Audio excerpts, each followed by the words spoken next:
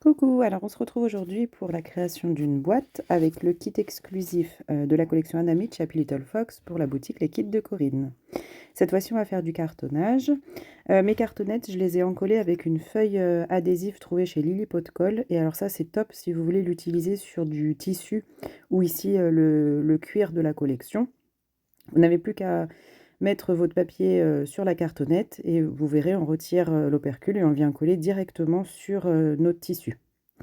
Pour les dimensions des cartonnettes, donc vous découpez 2 morceaux de 13,3 par 17,7 cm et un morceau de 4 par 17,7 cm. Donc ça, ce sera la structure de notre boîte. Donc c'est une cartonnette qui fait 1 mm, ce qui fait que j'ai utilisé mon petit repère là pour faire mes structures d'album. Et je suis venue coller comme ça mes cartonnettes en laissant un petit espace de 2 mm du coup. Donc vous voyez, c'est très facile à utiliser les feuilles et c'est très pratique pour faire du cartonnage. Là, une page 30-30, je l'ai utilisée pour faire tout mon cartonnage de cette boîte. Donc le tissu se coupe très bien. Il a donc l'effet cuir là où il y a tous les dessins et à l'arrière, c'est un effet un petit peu molletonné. Donc j'imagine qu'à coudre aussi, ça doit être très facile. Mais moi, je ne fais pas de couture, donc je voulais l'utiliser en cartonnage. L'avantage, c'est que ça ne marque pas au niveau des plis, donc vous aurez pas de, ça ne va pas déchirer. Donc ça, c'est top. Pour faire mes rabats, je vais mettre du double face sur mes cartonnettes directement. Et de nouveau, j'utilise un double face de chez Lily Pot de Colle. Celui-là, il fait 1,2 cm de large. Donc il est très facile à utiliser. Je le mets en deux épaisseurs. Et ensuite, je vais venir rabattre mon tissu sur ma cartonnette. C'est un tissu qui est assez épais, donc pour faire les angles, il faut bien pincer pour que l'angle soit mis à angle droit. Entre mes cartonnettes, je n'ai pas mis de colle. Ça me laisse de la souplesse justement sur l'articulation de la boîte. Comme le tissu est collé sur la cartonnette, et ben le fait que ça ne soit pas collé entre les cartonnettes, ça laisse un petit peu d'amplitude. Donc il suffit juste de marquer le pli, le tissu il se marque bien. Donc c'est très facile à utiliser finalement. Et avec les adhésifs de chez Lily Pot de Colle, bah, ça tient très bien là pendant la création, mais aussi dans le temps, ça tient hyper bien. Donc là, on pince bien les angles, surtout que le tissu est très épais. Et on vient coller. Alors moi, je colle toujours d'abord au milieu et ensuite je chasse l'air à droite et à gauche. Ce qu'on peut faire aussi sur ce genre d'angle, c'est mettre un angle en métal. C'est ce qu'on fera plus tard. Ensuite, comme mon tissu n'allait pas jusqu'au bout de mon projet, j'ai coupé dans le cardstock rose une feuille qui fait 11,5 par 20 cm et je vais venir de nouveau la rabattre avec la technique ici pour couper les angles et de nouveau avec le double face en utilisant bien mon plioir pour bien plier la feuille sans la déchirer. Je viens coller avec mon double face sur la cartonnette. Comme ma cartonnette, elle était encollée avec ma feuille adhésive, je suis venue placer directement mon cardstock dessus en le mettant bien au bord de mon tissu pour qu'il n'y ait pas d'espace en fait, qu'on ne voit pas du tout la cartonnette qui est en dessous. Donc, je rabats d'abord les tout petits côtés, donc le premier puis le deuxième. Je fais toujours les côtés les uns en face des autres. Et ensuite, je marque bien mon angle. Donc avec le cardstock, c'est plus facile parce que c'est quand même moins épais que le tissu. Et je viens rabattre sur ma cartonnette. Ah oui, pensez bien à mettre un petit point de colle ici sur le papier, puisque la colle est en dessous. Comme ça va bien tenir au niveau des angles. Je ne l'ai pas fait pour mon tissu, mais là, j'y ai pensé pour ma cartonnette, pour mon cardstock. Donc voilà la couverture. Donc ici, en fait, vous aurez le fond de la boîte. Donc c'est une boîte faite en cartonnage. À l'intérieur, je viens recouvrir avec un papier blanc. J'ai utilisé le papier blanc aquarelle de chez Action, pas pour sa fonction aquarelle parce que je l'aime pas trop, mais par contre c'est un papier blanc qui est très très épais et cette fois-ci j'ai utilisé le côté texturé. Je trouvais que ça apportait quelque chose à la boîte. Je trouvais ça sympa.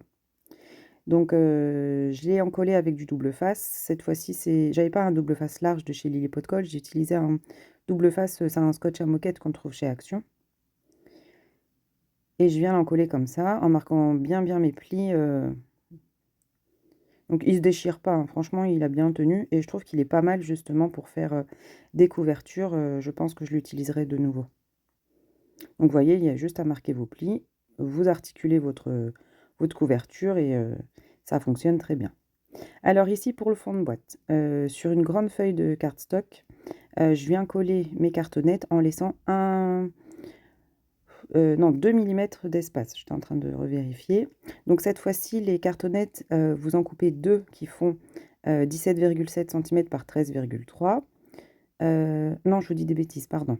2 qui font 3,8 cm par 10,8 cm. 2 qui font 3,8 cm par 15,2 cm. Et une qui est le fond, 15,2 par 10,8 cm. Je vous remettrai peut-être les dimensions quand même en description de la vidéo. Donc on se repère, on s'aligne avec sa règle, on laisse 2 millimètres à peu près et ensuite vous laissez, en gros 2 centimètres autour de votre étoile là, de vos cartonnettes. Ensuite, tenez pas compte de tous les traits que j'ai fait parce que finalement j'ai procédé différemment.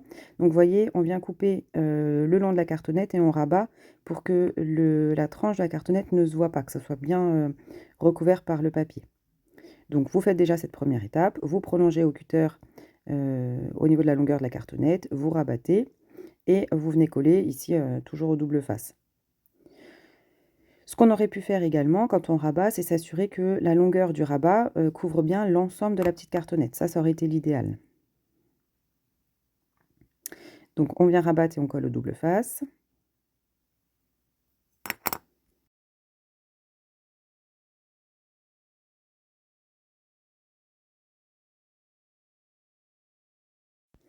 Toute la boîte là, elle a été faite qu'au double face. Je crois pas avoir utilisé de colle, si juste pour la déco devant.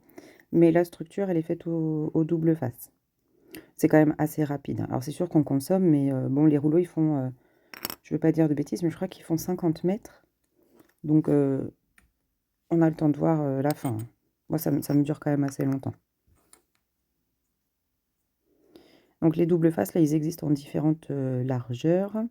Le plus petit doit faire 3 mm. Et puis après, vous avez de tête, je dirais le 6, le 9 et le 12. Il y en a peut-être un plus large, mais je ne l'ai pas trouvé. Celui-là en salon, il n'y était pas. Donc là, on vient juste rabattre, c'est pas très compliqué. Et ça permet justement de remborder sur le bord de la cartonnette, ça fait quand même beaucoup plus propre. Alors ce qu'on a fait, c'est du cartonnage. Je ne fais jamais de cartonnage. Je débute dans le cartonnage. Je ne pense pas que ce soit très académique ce que j'ai fait, mais bon, le résultat me plaît et c'est surtout que ça m'encourage à continuer à essayer de progresser. C'est vraiment sympa à faire et finalement avec le matériel de scrap, on a quand même de quoi faire pour faire du cartonnage. Donc je pense que je continuerai un petit peu à faire des boîtes et en espérant m'améliorer. Donc vous voyez, on a coupé un petit peu les carrés là autour et là ensuite je fais un repère à peu près à 1 cm de la cartonnette. Je viens couper, je viens biseauter les angles et je coupe la diagonale qui va vers la cartonnette. Et en fait voilà, ça me fait une petite patte de collage et c'est comme ça que vont venir s'assembler les angles de la boîte. Donc je vais coller un des bords pour remborder sur mon carton, donc celui-ci, et je laisse une patte libre que je viendrai coller à la fin pour fermer ma boîte, enfin pour que ma boîte tienne en fait. Donc ici on remborde et on laisse la petite patte de collage libre et on viendra la coller. Donc regardez, je me repère avec ma règle, je coupe le carré là où les lignes se croisent, je coupe vers la cartonnette, je biseaute les angles. Donc je remborde une des pattes et une patte reste libre et je viendrai ensuite mettre du double face pour fermer ma boîte. Et c'est comme ça que j'ai procédé sur les 4 côtés de la boîte.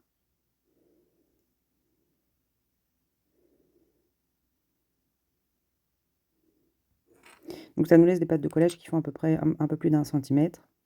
Ça tient bien quand même. Et du coup, ça vous fait des angles au niveau de la boîte qui sont assez propres. Et tout est rembordé, on voit pas du tout la cartonnette. Donc c'est en ça que le double face c'est pratique, parce que du coup ça nous fait des projets rapides à réaliser. Enfin rapide, je me comprends parce que j'ai dû mettre presque 3 heures à faire la boîte quand même.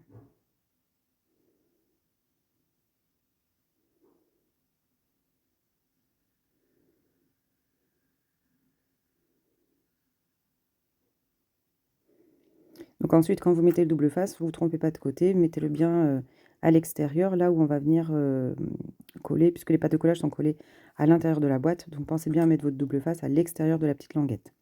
Et après, vous voyez, il y a juste à retirer et hop, à venir coller. S'assurer qu'on fasse bien un angle droit.